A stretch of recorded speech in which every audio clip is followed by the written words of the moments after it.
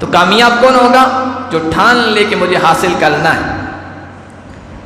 عربی میں کہتے ہیں من ثبت نبت، من ثبت نبت، جو جم گیا وہ پل گیا۔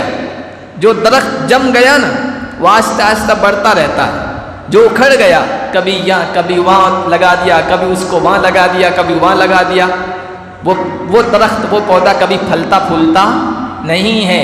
جو ایک جگہ جم گیا نباتا وہ پل جاتا ہے، چاہے کیسی اس پر مشکلات آئیں۔ اور من جد وجدا، جو کوشش کرے گا وہ پالے گا۔ ومن زرع حصد، جو کھیتی کرے گا دانا ڈالے گا تو کاٹنے کا موقع بھی اسے ملے گا۔ ومن صبر ظفر، جو صبر کرے گا برداشت کرے گا کامیابی اس کے قدم چومے گی۔ اور یہ سب کرنے کے بعد من عز بز، یہ چیزیں اس کے اندر آ گئی تو عزت والا ہوگا، اور جو عزت والا ہوگا بز الاقران، سب پر فائق ہو جائے گا۔ اس لیے یہ آپ کے پاس سیکھنے کا موقع ہے، یہ آپ کا آغاز ہے۔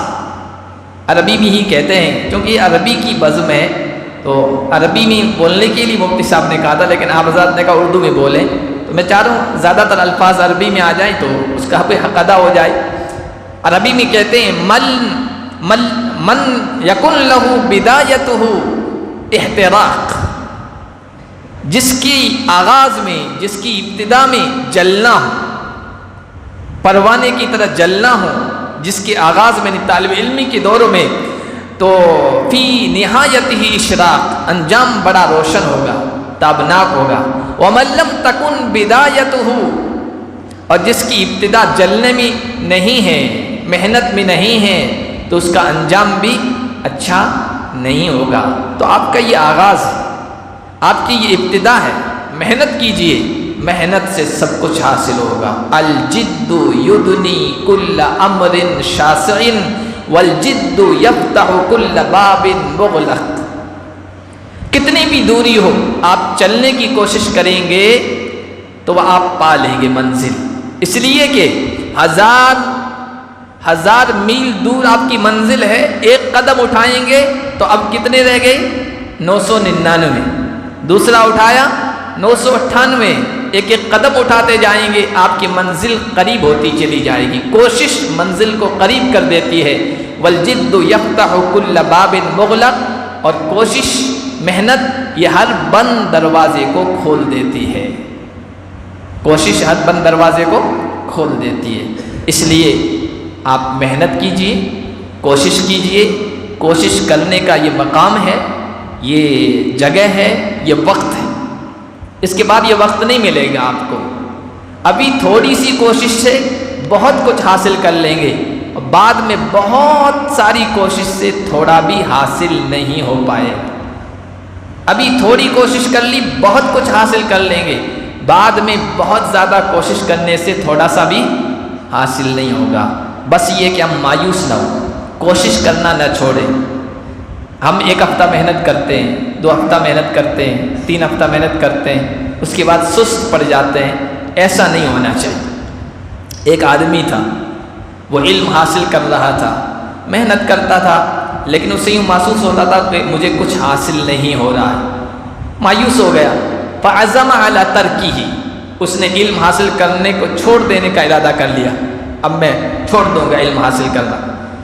ایک دن گزر رہا تھا ایک صحرا سے، پہاڑی علاقے سے، وہاں دیکھا کہ رأى ماء ينحدر من رأس جبل على صخرة سماء فأثر فيها، پہاڑ کی بلندی سے پانی تھوڑا تھوڑا گر رہا ہے، نیچے کوئی چٹان ہے مضبوط، صخرہ سما، چٹان مضبوط ہے، اس پر گر رہا ہے، اور اس پانی کے گرنے کی وجہ سے اس مضبوط چٹان میں بھی اثر ہو گیا ہے، سوراخ ہو گیا۔